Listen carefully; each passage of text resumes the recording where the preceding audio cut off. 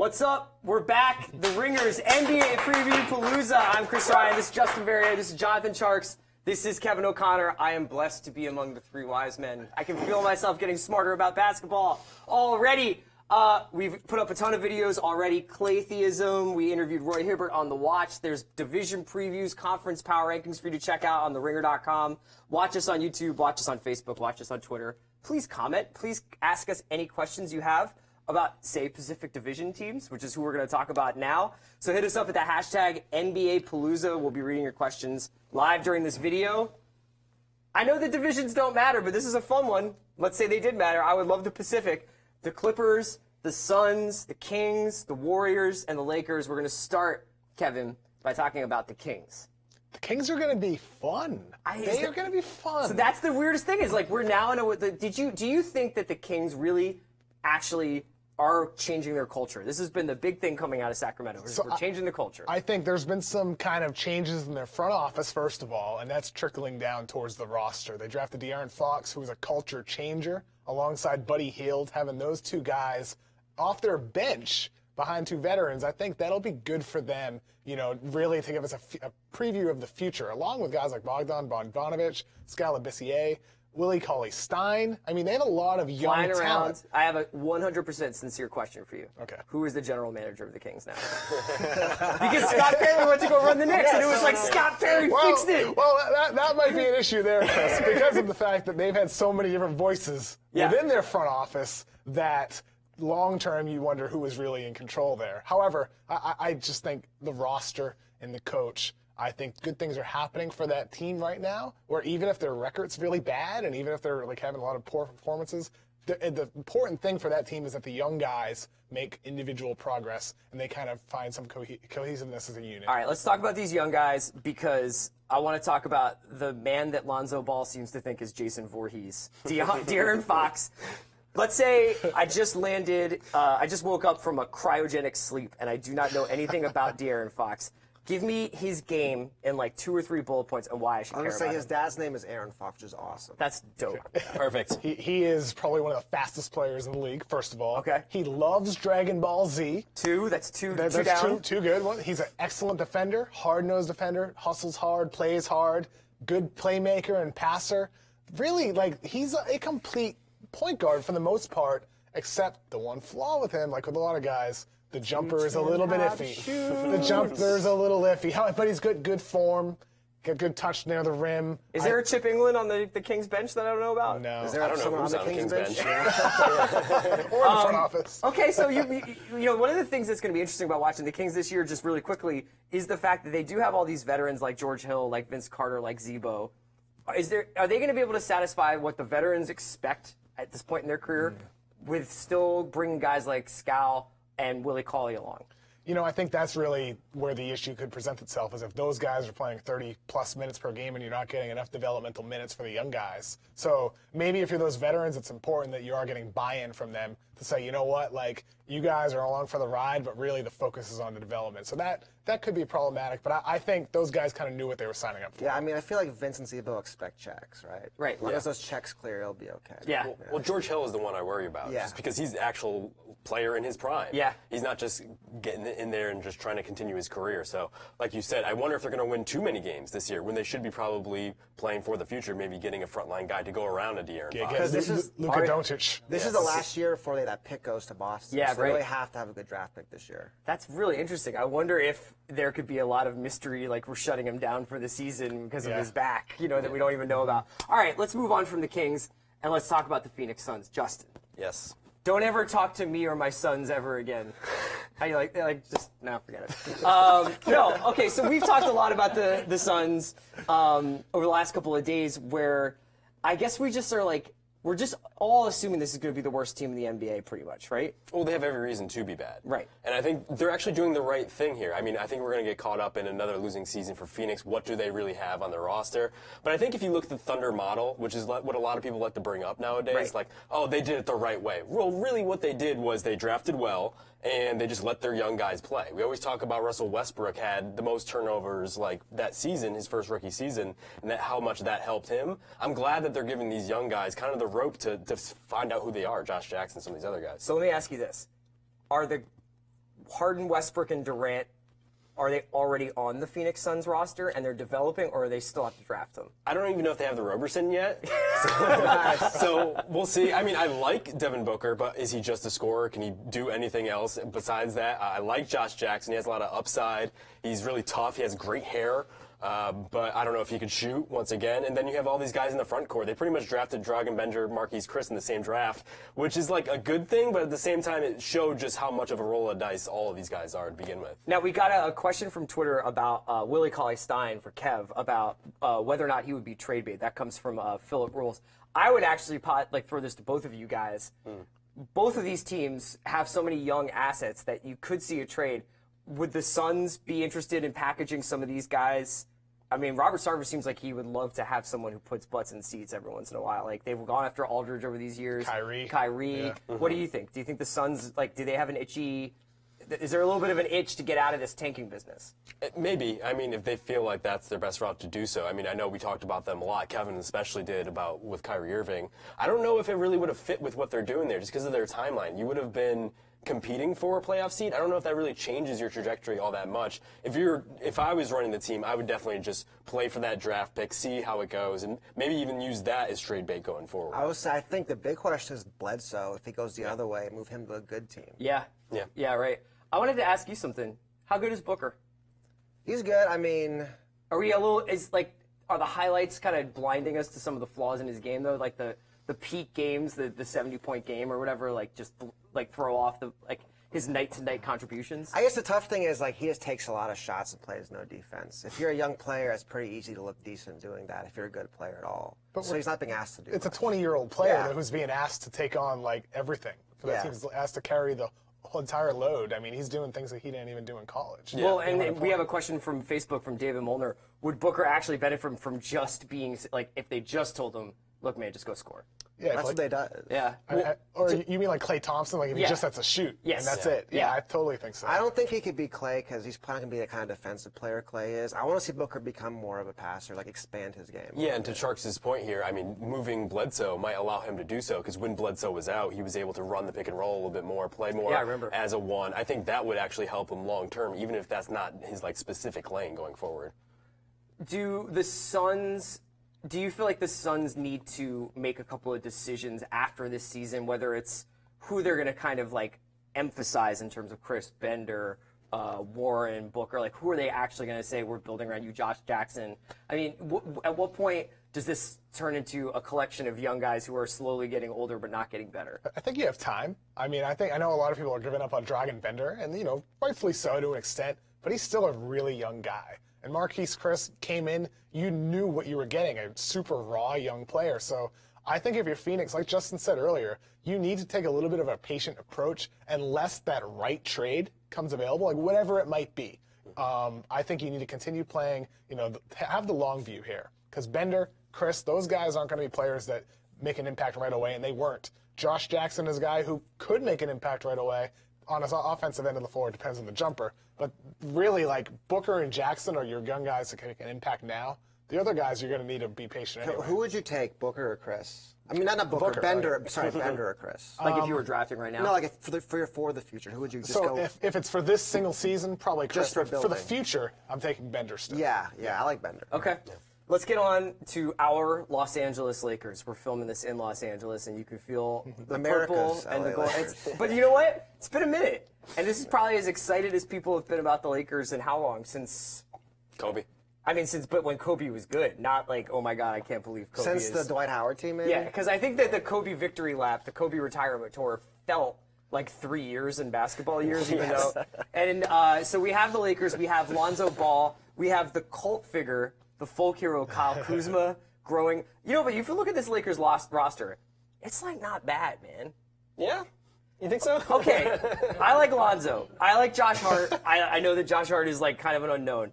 KCP can play two ways. They've got Randall, Nance, and Brooke on the front line. Brandon Ingram is going to get better.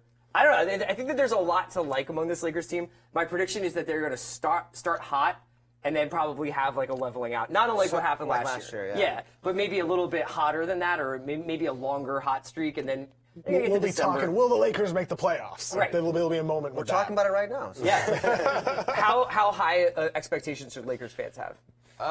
Moderate. Yeah? Like, they'll be fun. I think that's a good step because, as you were saying, the Kobe years got pretty dour.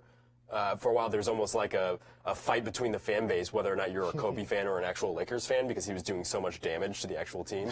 I think for the Lakers, I think the big question is kind of similar to the Suns. Like, who are their guys? Yeah. Like, is Brandon Ingram a frontline superstar? Is he the type of guy who could maybe lure in a Paul George and you have your core there? How good is Lonzo going to be in the first season distributing to all these guys? And, like, Kuzma, I'm not, like, the highest on him. Yeah. I know we've established here today. But, Careful, we'll kick you out of here. There's no time for this. Worst case, he could be a rotation guy, and that's, like, great for the 27th pick. Hit us up with questions, hashtag NBA Palooza on Twitter, but you can also ask us through our Facebook page in the YouTube comments.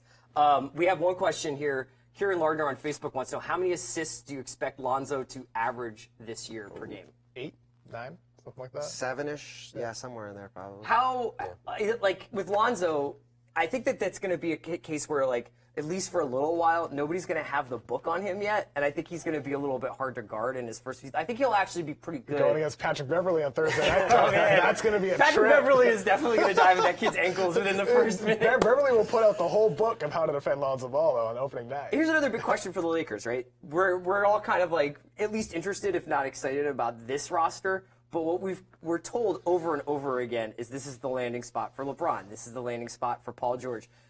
Who on this team shouldn't feel safe about their place in Los Angeles? I think pretty much everybody but Lonzo and Ingram. I'd say even Lonzo, I'd be Yeah. worried. Like, because if you're the Lakers and LeBron's like, I don't want Lonzo to be the point guard. If you're Right. the Lakers, you're like, great. So I'd say So everybody. you think that Magic and Pelinka are like, this is great. I'm glad we have the baby Lakers are great. But what we really want is like huge, big marquee names to fill up Staples Center. You would think so, just based on what Magic's been saying and just kind of his MO. When he's been tweeting about the team for the past few years, it seems like that's the type of thing. I mean, this year works both. It satisfies both because if those guys play well, then you can get a higher price for them on the open market. If you wanted to trade them to satisfy LeBron. Right.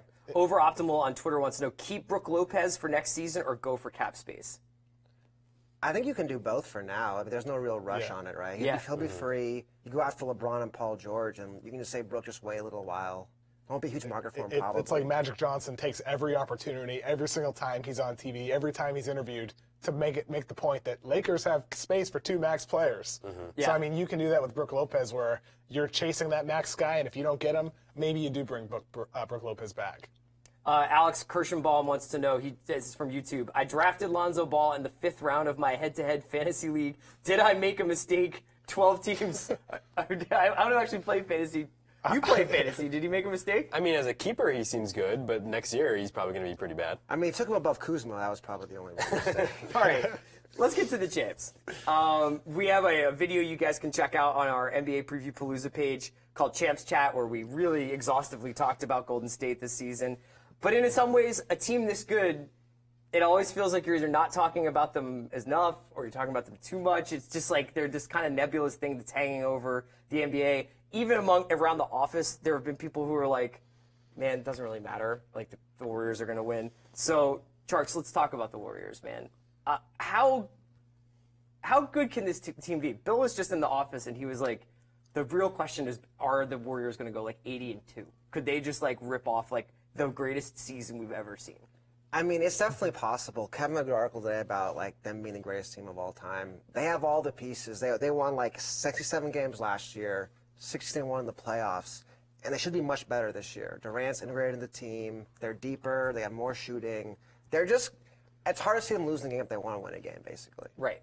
They would have to sit their core, the whole core of their team, for it to be like, oh man, maybe the Warriors are going to lose this one tonight. I think that's kind of like the intrigue is like, you mentioned 80-2. If they want to push to break their own 73-win record, they can. I mean, they can pull out all their playoff bags of tricks. They can run more pick and roll with Steph and KD. They can use KD more as a small ball 5. They can do all those things during the regular season if they really want to make that push. Yeah. So who knows? I mean, maybe I don't think 80-2 is feasible, but 74 wins. But the thing is, even if they don't like make a quote-unquote push, they have like Nick Young shooting wide open threes all season, Cass is shooting wide open threes all season. Like they'll just win games just by playing Morey ball. yeah. I mean, The thing I was going to ask you was, you know, when the Heat got together, it felt like every team in the NBA, every night they played them, were trying to give them their best shot. Like, I think LeBron and Wade used to talk about, like, it's kind of like draining because we never get someone's off night. They always want to take us out. I don't know that I actually feel that from the competition going up against the Warriors, where teams are like, we're hunting for the Warriors tonight. We really want a piece of these guys. Yeah. Psychologically, it seems like they've kind of already won a lot of these games before they started. Yeah, I think the big thing for the Warriors might just be the chilling effect from going for the 73 wins a few years ago. Yeah.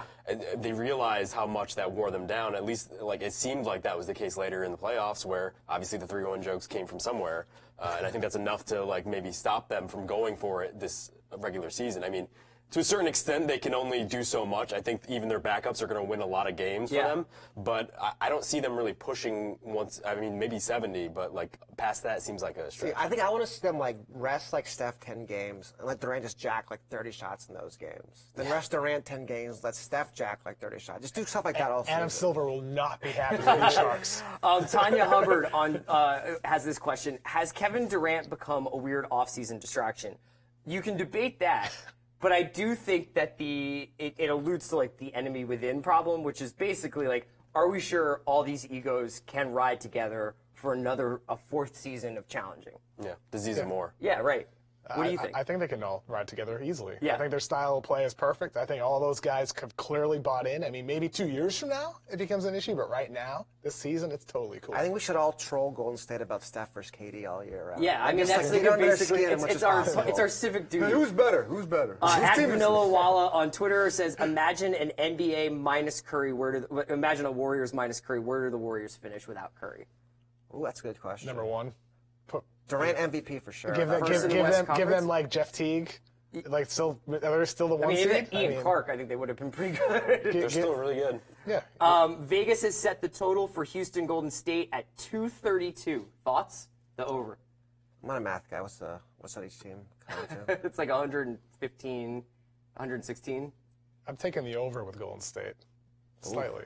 Wow. Yeah. Both teams could play good defense, though, theoretically. They have a lot of good defensive players. I mean, maybe they kind of slow the pace Houston does in that game. I don't know. I don't know what they would try to Take do. the over. 232, you said? I'll say the under. Why not? All right. Have some debate here. All right, let's keep it moving, and let's move on to the Clippers, Kevin. So this is a completely new look Clippers, even though they still have DJ and Blake from the Lob City days.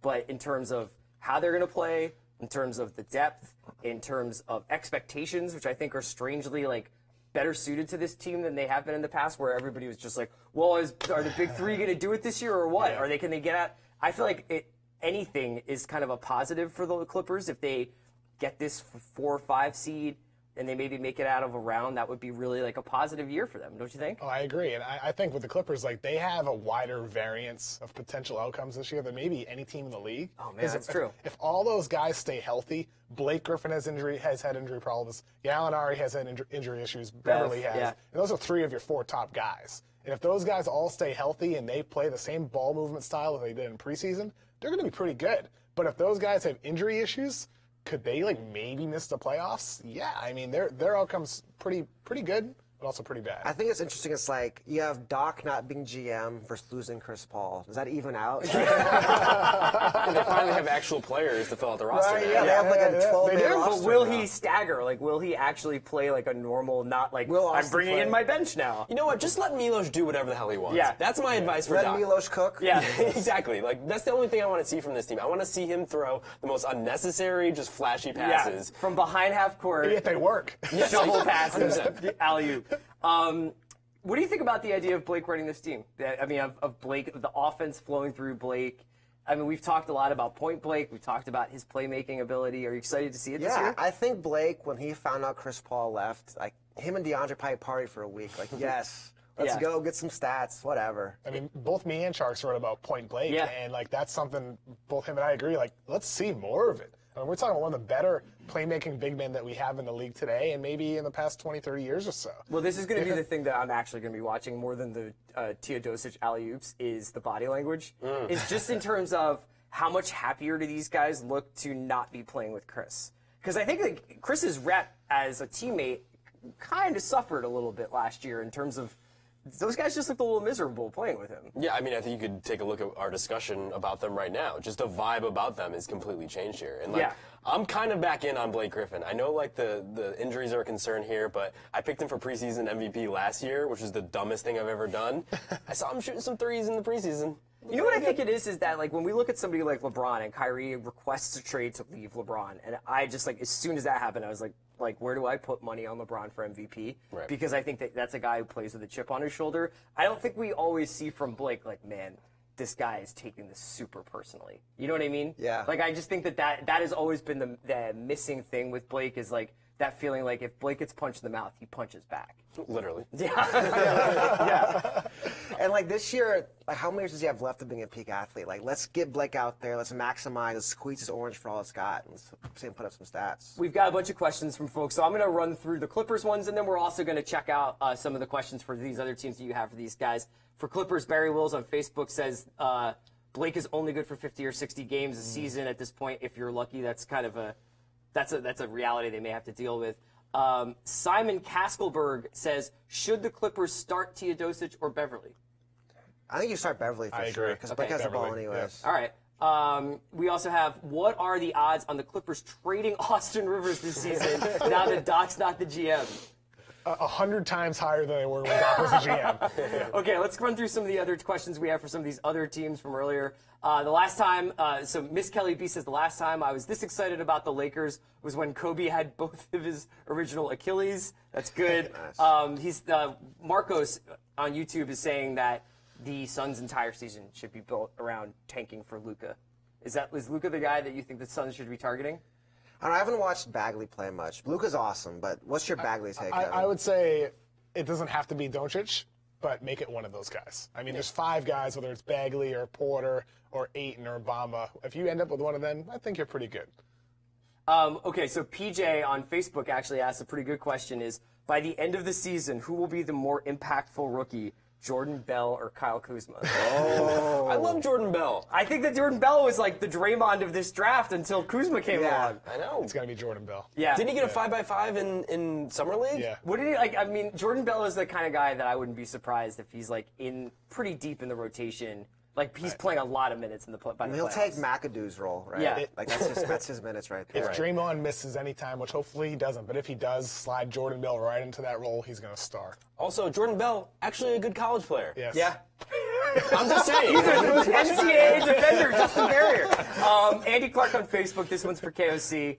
Let's keep it for this division. I guess it's kind of odd, but who needs to blow it up the most? Nice. Let's go with this is a little unorthodox. The Kings. Just get rid of the old guys. You don't think they need by Zebo? By the deadline, like maximize off some of those guys. Just play all the kids. Play the kids. Maybe you don't trade them, but play the kids a lot. Okay, this has been the Pacific Division preview. We've got Shay M.A. coming up. It's Shay Serrano answering your questions. So hit us up at Ringer, hashtag NBA Palooza on Facebook, Twitter, YouTube. Shay will be here in a few minutes. We'll be back later on. We're talking Northwest Division. We've got Binge Mode coming up.